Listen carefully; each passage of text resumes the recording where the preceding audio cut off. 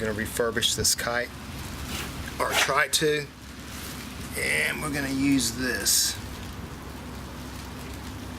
Got 4 bottles. I'm going to clean it with the alcohol in the spray bottle and use the brush.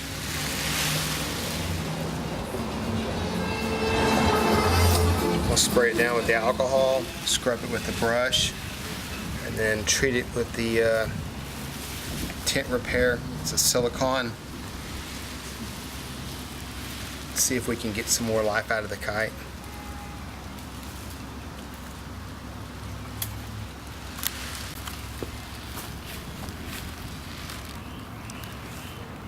Get it anchored up there. It's a Peter Lynn 19.